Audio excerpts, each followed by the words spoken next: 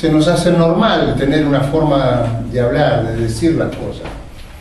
Pero cuando encontramos con gente que está preparada, que tiene estudio, y los escuchamos hablar a ellos, decimos, ¡apa! ¡Qué diferencia! Preferimos no decir nada, preferimos no hablar, porque decimos, la diferencia es tan grande, no quiero que se note mi torpeza, mi falta de conocimiento. Y no es por falta de estudio, sino es por falta de práctica. Si uno aprendiera a hablar, uno dice, yo no sé hablar, pero aprender a hablar es justamente el saber decir, saber expresarse. Muchos de los problemas que hay en el mundo es por falta de comunicación. Y lo primero que hay antes de entrar en guerra en dos países, se rompen las relaciones diplomáticas, o sea, se dejan de hablar.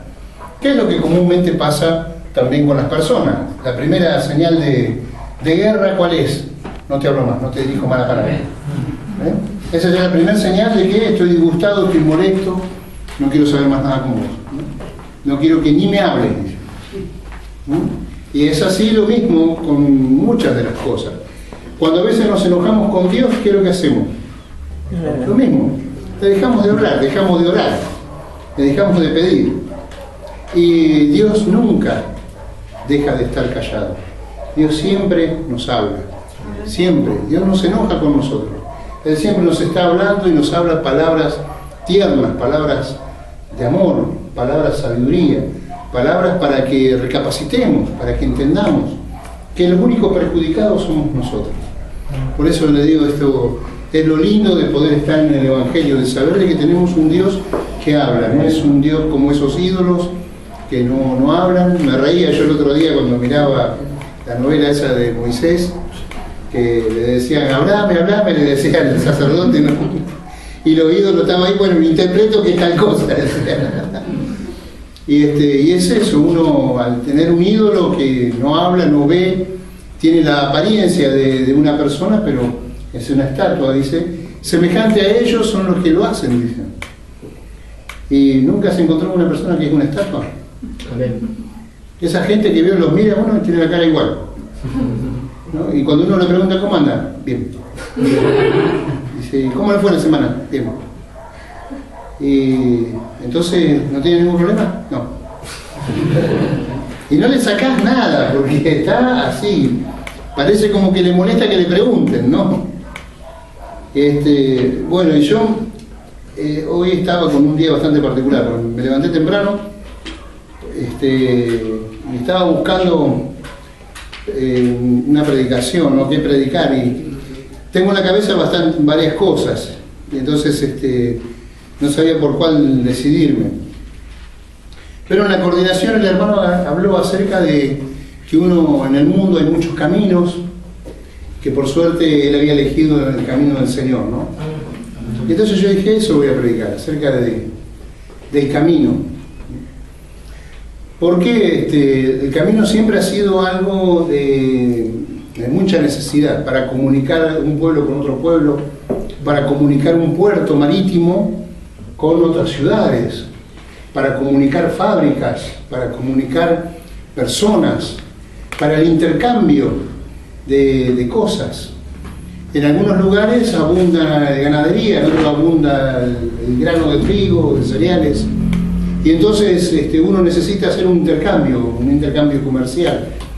Y así sucesivamente. Nosotros vemos que del sur viene el petróleo, el gas, y del centro de Argentina viene todo lo que es ganadería, todo lo que es los granos, los cereales. De la zona de Cuyo siempre se habla del vino, de la zona del norte se habla de la artesanía, y de cuántas cosas, de la industria, del acero, y todo eso, del litoral, los cítricos, y así sucesivamente, de diferentes lugares de la Argentina, se produce algo que se destaca. De la costa marítima es justamente la fuente que viene todo el producto del mar.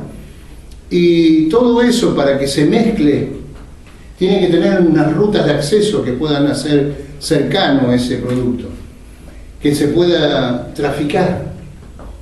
Entonces yo, pensando en esto, decía que tremendo aquella época en donde no había asfalto, en donde no se encontraba, donde no se encontraba un camino asfaltado. Qué difícil, ¿no? Camino de tierra, un día de lluvia, el barro es impresionante, lo que sería más con el transporte de aquella época, que era todo tracción a sangre. Y si no era tracción a sangre, igual había un negrito que tenía que cargar las cosas. Y debajo del agua, chapoteando el barro, el peligro. No solamente la dificultad del camino, sino también el hecho de que también habían piratas del asfalto. No había asfalto, pero habían piratas. Entonces, todas esas cosas que uno conoce de lo que es andar en la ruta, ver lo que pasa en la ruta, en el camino. Y Roma se destacó por ser la primera potencia que comenzó a hacer con adoquines los caminos. Ellos les llamaban las vías. Por eso se llama la Vía Apia. Se llaman todos los caminos, hay una frase que dice todos los caminos conducen a Roma, porque como Roma se había destacado en su forma imperial, justamente hacía que los caminos principales estuviesen preparados para poder transitarlos en cualquier tiempo, en cualquier hora, en cualquier época del año, sea época de lluvia, sea época de calor, sea la época que fuera, y estando ese camino bien cuidado, hacía que fuese rápido el acceso. Entonces uno ve que era tan importante para ellos el tener esos caminos, que no solamente eran por una cuestión de comercio, sino también para poder enviar tropas más rápido, los carros de asalto del ejército. Entonces, mirando todo esto y pasándolo al plano espiritual, nosotros también conocemos en el mundo los caminos que hay. Conocemos caminos, atajos, callejuelas, callejones. Sabemos por dónde ir. Si uno habla de cuánta experiencia tiene en el mundo, uno tendrá más, menos, pero más o menos sabe cómo hacer eso. Y cada camino tiene sus indicaciones. Tiene, por ejemplo, las señales que hay en el camino, que a tal velocidad hay que ir, que hay una curva peligrosa, que hay un puente angosto, que hay un cruce de caminos peligroso. Diferentes señales que van al costado de la ruta para advertirnos, para ponernos en alerta sobre las cosas que vienen. Y el camino del Señor pasa exactamente lo mismo. Entonces, si una persona que sabe andar en la calle y uno le pregunta por una dirección, le dicen, che, la calle tal, ya enseguida la persona toma memoria, hace un mapa en su mente y dice, para tal lado tantas cuadras. ¿No es así? Espiritualmente hablando, ¿cuál es el mapa del camino del Señor? Claro, uno dice la Biblia, sí, por supuesto, la Biblia, en la Biblia está, pero ¿cuál es la página en donde se señala la ruta? La oración es para guiarnos. La oración sería una de las cosas que nosotros necesitamos para guiarnos en el camino, porque tenemos varias formas de ruta. O sea, tenemos la ruta terrestre. La ruta terrestre son las carreteras.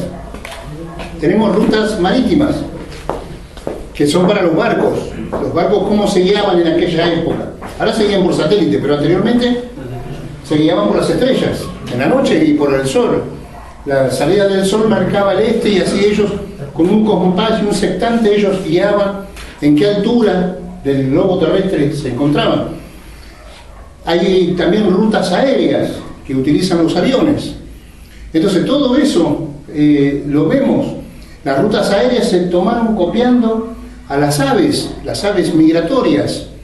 La más espectacular de ellas son los gansos, que siempre uno se lo toma al ganso como un símbolo de burla, de torpeza, de brutalidad. No seas ganso, le dicen a veces a uno.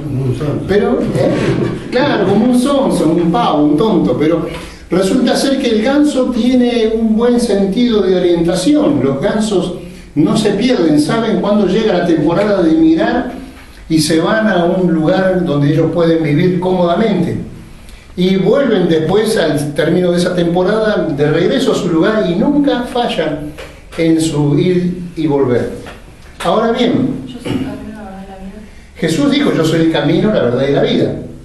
Pero Jesús es la señal donde comienza el camino.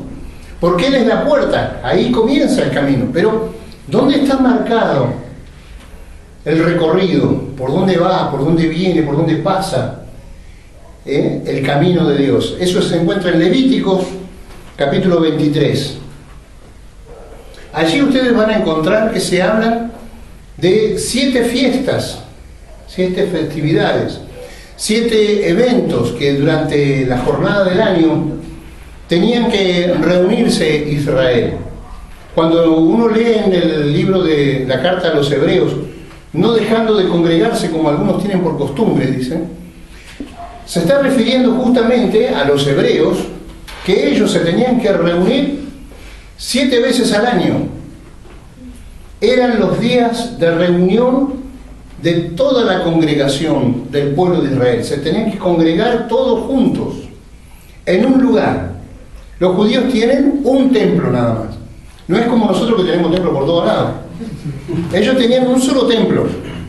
Y en ese templo se celebraban esas fiestas. Ahora Israel perdió el templo porque justamente el general Tito, en el año 70, destruyó el templo de Herodes, y hasta el día de la fecha en Israel no hay templo. Ellos tienen pequeños lugares de reunión que se les llaman sinagogas, pero esas sinagogas no son templos. Nosotros les llamamos templo, pero para ellos simplemente es una casa donde se reúnen, una habitación donde se escucha la ley, nada más, todos los sábados. Y ellos tienen una costumbre que para tener un lugar de reunión tienen que haber 10 judíos. No pueden haber 9. Si hay 9 no pueden hacer la reunión. Tienen que haber 10 judíos o más de 10 para poder hacer una reunión, para poder abrir una sinagoga. Entonces son todas costumbres que uno desconoce, porque nosotros no tenemos nada que ver con Israel, desconocemos sus costumbres, sus culturas. Pero aquí en Levíticos menciona que hay 7 fiestas. 4 fiestas se realizan en la temporada de primavera y las otras 3 en la temporada de otoño. La primera fiesta es la fiesta de Pascua. En hebreo es Pesach. Y Pascua significa, Pesach significa pasar por alto. Fue cuando Dios estuvo sacando al pueblo de Israel con la última plaga, que fue la muerte de los primogénitos, y los sacó al pueblo de Dios de Israel. El pueblo de Israel lo sacó de Egipto. Entonces, en Pascua, en Pesach, fue cuando Jesús toma la última cena, y en ese día Él fue ejecutado en la cruz. Él muere en la cruz. Ahí comienza.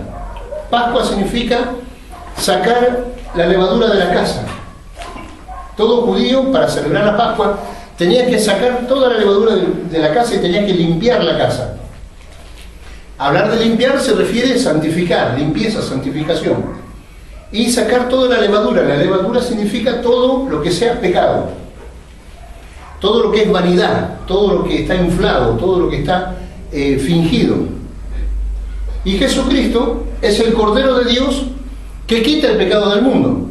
Mientras que Israel está quitando la levadura de su casa, está quitando el pecado de su casa, Jesús es el que quita el pecado del mundo. Ahora, eso lo dice Juan el Bautista, he aquí el Cordero de Dios que quita el pecado del mundo. Sabemos que hay un planeta Tierra, y en este planeta Tierra hay 2 mundos.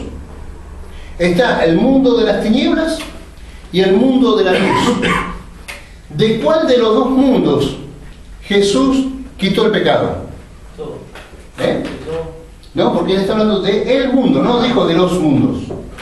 Está hablando singular, De las tinieblas. El pecado de las tinieblas. ¿Quién más? ¿Quién dice otra cosa? ¿Qué le parece? ¿El pecado de las tinieblas? Si le sacamos el pecado de las tinieblas, no hay más tinieblas. Y sin embargo vemos que todavía sigue habiendo tinieblas. Entonces, el pecado fue quitado del mundo de la luz. O sea, del reino de Dios fue quitado el poder, la fuerza del mal, del pecado. En el mundo, o sea, en el mundo de las tinieblas, todavía sigue habiendo pecado, todavía sigue habiendo maldad. Todavía vemos gente que roba, mata, destruye, hace un montón de cosas indebidas, violando el orden establecido por Dios.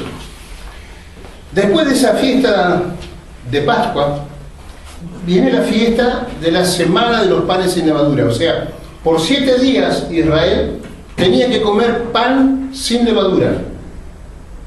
Eso se refiere a que Cristo es el pan verdadero, sin levadura, sin pecado, sin malicia, sin maldad, del cual nosotros nos alimentamos. Hay un dicho que dice: uno es lo que come. Jesús dijo: el que no comiere mi carne y bebiere mi sangre. Y está hablando allí del pan y del vino, está hablando de la comunión, del cuerpo de Cristo, de estar unidos nosotros en una hermandad, participando justamente de qué cosa, del compartir, del estar, del saber, de estar orando unos por los otros, de conocernos, de amarnos, de entendernos, de ayudarnos, de edificarnos en lo que es Cristo. Y el vino es símbolo de la vida, de la sangre. En la sangre está la vida, esa es la vida espiritual que uno tiene que alcanzar y llegar a la perfección. Ahora, ser perfecto no significa ser impecable. El único que es impecable es Dios. Es el único que no puede pecar. Nosotros sí cometemos pecado. ¿Qué significa pecado? La violación de la ley. O sea, no cumplir con los 10 mandamientos, eso es pecado. Infringir la ley. Las obras de la carne, ¿cuáles son? Eso está en Gálatas 5, uno lo puede ver, el fruto de la carne y las obras de la carne. Las obras de la carne es ira, maledicencia, gritería, y hay toda una lista negra ahí de lo que es el fruto de la carne, las obras, perdón, de la carne. Y después habla del fruto del Espíritu, que es amor, gozo, paz, bondad, benignidad, fe, mansedumbre, templanza. Entonces todas esas cosas son las que produce el Espíritu, y lo otro es lo que produce la carne. Y ahí uno puede ir dándose cuenta cuánto tiene de Dios, cuánto le falta de Dios, cuánto tiene de todavía para morir, cuánto no. Cuando uno va viendo esas cosas, empezamos a entrar en ese camino, en esa ruta. Después de la fiesta de los panes sin levadura, viene la fiesta de las primicias. ¿Qué significa la fiesta de las primicias? Cuando comenzaba ya a empezar la cosecha, porque ya el grano de trigo, de cebada, mejor dicho, en ese momento, la cebada madura antes que el trigo, se empezaba a cosechar la cebada, y esa cebada, los primeros manojos que se ataban, esos manojos se llevaban al altar, al templo. Y eso era la primicia, los primeros frutos, lo que primero se cosecha. Y Jesucristo es esa primicia, porque Él fue el primero en resucitar de entre los muertos con un cuerpo glorificado. La Biblia señala de mucha gente que resucitó, en el Antiguo Testamento como en el Nuevo Testamento. Pero ninguno resucitó con un cuerpo glorificado. Todos resucitaron con este cuerpo de carne y después volvieron a morir. En cambio, Jesús es el único que resucita con un cuerpo de gloria y que no muere más. Ya la muerte no tiene poder sobre Él. Entonces, Él es la primicia. Y después viene la fiesta de Pentecostés, que son 50 días después de haber cosechado los primeros frutos, después de la primicia. Y eso ocurre en Pentecostés, ocurrió en Pentecostés cuando descendió el Espíritu de Dios en la iglesia, y allí comenzaron los apóstoles a predicar, y comenzó este movimiento espiritual que es predicar el Evangelio del Reino. Hasta ahí esas fiestas, que son 4, que son las fiestas que están en primavera, se cumplieron todas. Ahora nosotros tenemos que esperar, ¿qué cosa? ¿Qué es lo que estamos esperando toda la iglesia? Todos los hermanos, ¿qué es lo que estamos esperando? La venida de Cristo. Entonces, ¿qué fiesta es la que tiene que venir ahora? Si uno lee allí todo el capítulo 23, va a encontrar que viene la fiesta de las trompetas. En esa fiesta de las trompetas, que ese es el día en donde comienza el año político, el año civil, porque Israel tiene 2 principios de años, tiene 2 años nuevos. Un año nuevo es en Pascua. En la Pascua comienza el año religioso. o el año espiritual, el año de lo que es la consagración y la búsqueda de Dios. Y después tienen el año político, que esta fecha siempre caen entre septiembre y octubre. Este año cayó en octubre, el día 3. Fue el primero de Elul, que es el mes en donde está la fiesta de las trompetas. Es la única fiesta que se celebra con la luna nueva. La luna nueva es una luna oscura, la luna que no se ve. A veces puede pasar una noche sin luna y a la otra noche comienza a verse un bordecito de luz en la luna. Y otras veces pueden haber 2 noches en donde no hay luna. Por esa razón, los meses judíos son de 28 o 29 y algunos de 30 días. Entonces, por lo general son de 28 a 29, muy pocos son los de 30, en donde hay 2 noches sin luna. El primer día está marcado por esa luna que tiene un bordecito de luz. Ahí comienza el primero del mes. Entonces, en este calendario no, en este mes no. Es en la fecha justamente en donde hay luna nueva. Ahí comienza el año. Y es una fecha que se celebra en 2 días. Por las dudas, que esos 2 días pueden ser 2 días sin luna. Pero esa es en esa luna nueva. Y ese es el día el cual todos en aquella época decían el día que nadie sabe. No conocían esa hora. Jesús dijo que Él iba a venir en el día que nadie sabe y a la hora que no sabéis. Está hablando justamente de la fiesta de las trompetas. En las profecías se habla que a la final trompeta, porque se tocará trompeta en los cielos, el Señor mismo descenderá. Dice, ¿ve? Está hablando de trompetas, está hablando de esa fecha. Ese es el tiempo de la venida de Cristo. O sea, ¿en qué momento nosotros estamos esperando a Cristo? Cuando llega la fiesta de las trompetas. Si ese día no pasó nada, esperamos hasta el año que viene. Porque Él no va a caer en cualquier otra fecha. Él va a cumplir el cronograma. Él va a cumplir con las señales que están en ese camino. Después de las fiestas de las trompetas, viene la fiesta del Yom Kippur, o el día del perdón, o el día del juicio, en donde cada uno de nosotros nos juzgamos a nosotros mismos. Es un momento de ayuno, de arrepentimiento, de búsqueda del Señor, de consagración y de autojuicio, donde uno mismo se examina a uno mismo para buscar justamente encontrar qué cosas tiene que corregir para Dios. Cuando uno encuentra eso, uno ya no es juzgado con el mundo. Uno ahora tiene un juicio con misericordia. Uno ahora puede arreglar y ajustar su vida para acercarse más a la voluntad de Dios. Pasado ese día, esa fiesta, viene la fiesta de los tabernáculos. La fiesta de los tabernáculos son como unas casitas, como unas tiendas movibles, que para los judíos las hacen todas de caña o de madera, y es algo que se hace provisorio. Y durante esos días viven ahí. Se hacen como también enramadas, que también se les dicen a algunos que están en el campo, hacen una tienda con ramas y lo cubren con hojas y queda todo ahí, y ahí duermen, comen, están como una cabaña precaria. Esto es justamente el día que se celebrarán las bodas del Cordero.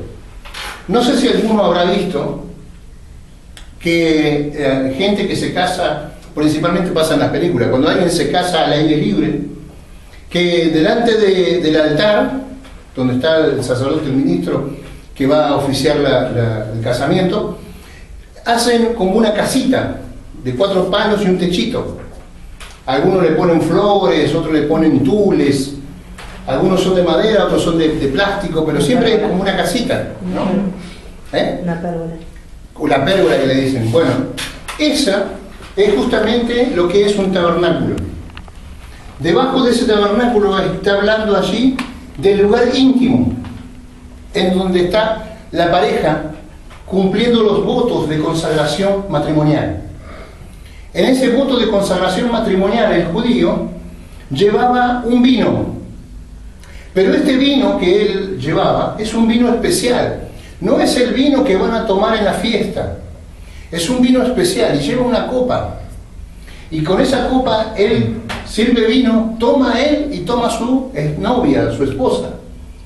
Y después de haber tomado, de haber vaciado la copa, se rompe esa copa, porque nadie más podrá tomar de ella. Se refiere que justamente se han unido para siempre. Es un pacto hecho en el vino, que es símbolo de ¿qué? De la sangre. Entonces, Jesús dijo eso en la última cena. Tomad de mi copa, bebed todo de ella. ¿Por qué? Porque está haciendo un nuevo pacto, dice, este es el nuevo pacto hecho en mi sangre. Y dice, no lo volveré a beber otra vez hasta que lo beba nuevo en el reino de los cielos. Y está hablando justamente de la fiesta de los tabernáculos. Entonces vemos esto, que todo tiene que ver con Jesús. Esa es la hoja de ruta, ese es el camino. Cuando termina esa fiesta, que fue la que se terminó ahora en este mes de octubre, ahora vuelve otra vez al comienzo. Y una vez que vuelve al comienzo, ¿qué viene primero ahora? Pascua. Vemos otra vez que vuelve otra vez todo de nuevo. Entonces, ¿qué es lo que habla la Biblia? No lo hemos hablado siempre en los estudios bíblicos, que todo volver a repetir y repetir y repetir. Dios creó en 7 días los cielos y la tierra, puso al hombre en el Edén, vino Satanás, provocó la caída, vino todo este desastre. Dios instaura allí los sacrificios de cordero, la gente comienza a multiplicarse, caen de vuelta en pecado, el diablo vuelve otra vez a perturbar todo, viene el diluvio, el juicio de Dios, viene Noé nuevamente, una nueva familia, un nuevo hombre con una mujer, sus hijos, se vuelve otra vez a recrear todo, vuelve otra vez a haber problemas. Dios, ¿qué hace? Confunde las lenguas en la Torre de Babel y busca a Abraham, de Abraham saca un pueblo para su nombre, porque en la Torre de Babel se crean todos los otros pueblos. De allí salen 70 naciones, eso está allí en Génesis 10, 11, allí hay 70 naciones, y también en los sacrificios que Israel hace, hay 70 sacrificios, 70 animales que se sacrifican por todas las naciones. Vemos todo eso que está en esta hoja de ruta de los sacrificios. Entonces, pudiendo entender nosotros la Biblia, pudiendo entender cuál es el camino en que debemos de andar, que estas fiestas no son simplemente celebraciones judaicas, celebraciones que pertenecen solamente a Israel. No, son señales que Jesucristo vino para cumplirlas. En la fiesta de Pascua, en la fiesta de los panes sin levadura, en la fiesta de las primicias y en Pentecostés. Él mostró que Él está implicado directamente en esa fiesta. Y nosotros tenemos que entender ahora que faltan estas otras 3 fiestas, que son las que en cualquier momento puede ocurrir, y nosotros tenemos que estar preparados. Por supuesto, muchas veces hemos escuchado decir que nadie sabe el día y la hora de que Cristo va a venir. Bueno, ese texto no está en la Biblia. En la Biblia, en ninguna parte de la Biblia dice que nadie sabe cuándo Jesucristo va a venir. Esa es una confusión que hay con algunos versículos y una frase que se ha hecho popular y que todo el mundo cree que es así. El apóstol Pablo dice que ese día vendrá como ladrón en la noche. Dice, pero vosotros, o sea, uno tiene que continuar leyendo, dice, pero vosotros no estáis en tinieblas para que ese día os sorprenda.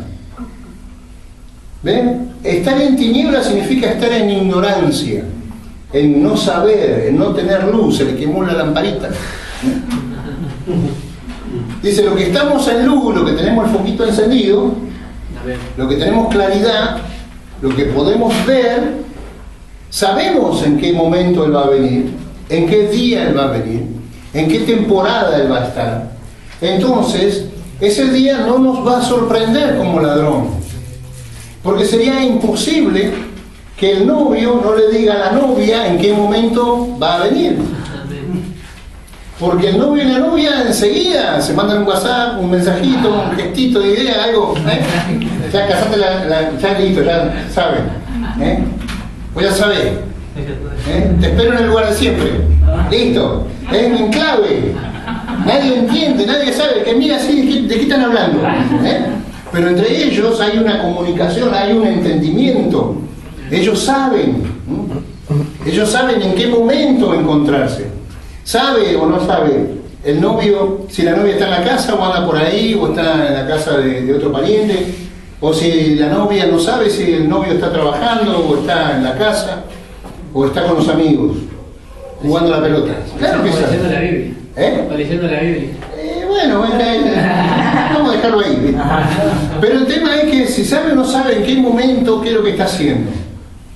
Yo cuando era chico, cuando era niño, yo tenía pensamientos muy locos. Porque yo mientras que miraba los programas infantiles, yo decía, en algún lado, la que va a ser mi esposa está mirando esto. Yo lo decía, lo pensaba. Yo pensaba, digo, en algún lado, la que va a ser mi esposa está mirando este programa. Son cosas de niño, uno podrá decir, sí, pero yo pensaba eso.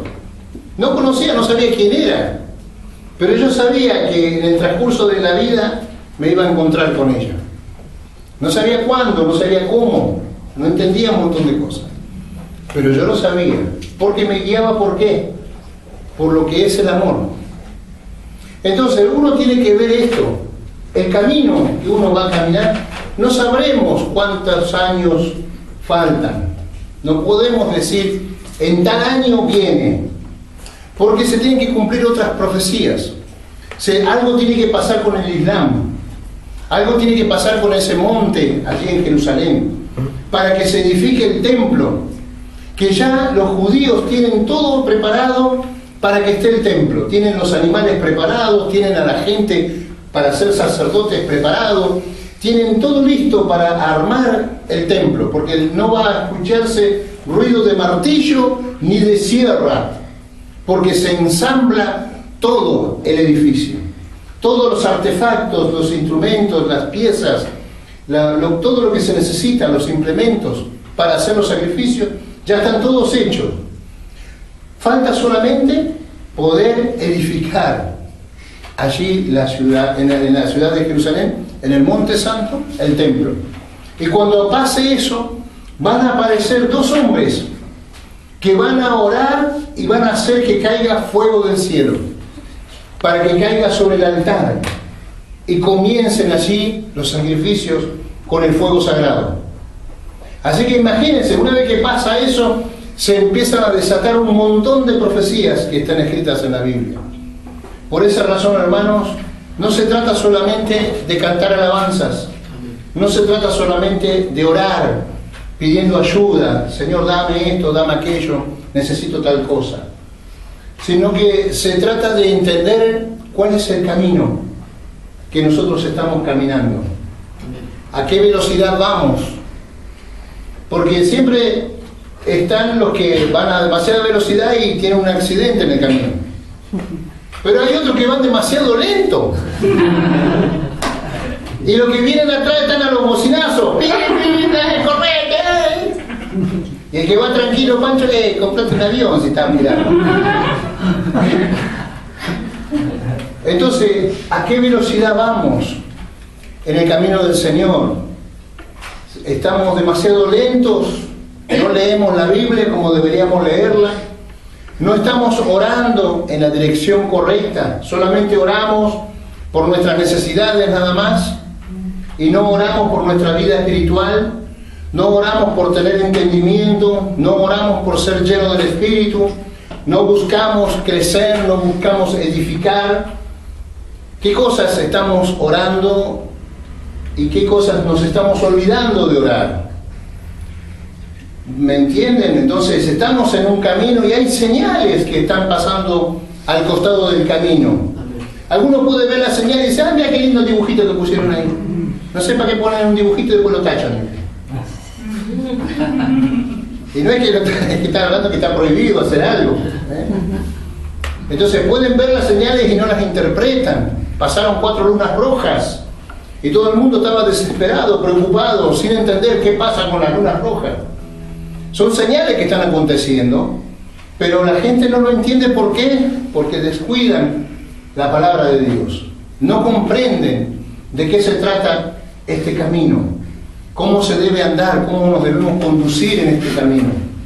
Algunos caminan por la vereda, no quieren meterse en el camino, están ahí en el límite, un pasito adentro y otro pasito afuera, por las dudas. O sea, cuando venga el Señor, ¡pum!, se meten todo adentro. Mientras tanto van ahí jugando con su suerte. Hay que tener cuidado. Hay algunos que dicen, no, cuando llegue en último momento le voy a pedir a Dios que me perdone y entré a la gloria. Y ¿sabe qué? Hay que ver si realmente va a tener la oportunidad de darse cuenta que se está muriendo. No sea cosa que se acostó a dormir y se le vino la muerte y ni se enteró. O que de repente va en la calle y tiene un accidente y ¡pum!, se apagó la luz. Se terminó. Ni tiempo, ni supo qué fue lo que pasó. Entonces, eso es lo que uno tiene que tener cuidado.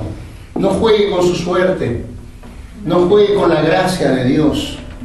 No juegue con la misericordia de Dios. Hasta ahora Dios nos cuida, nos bendice.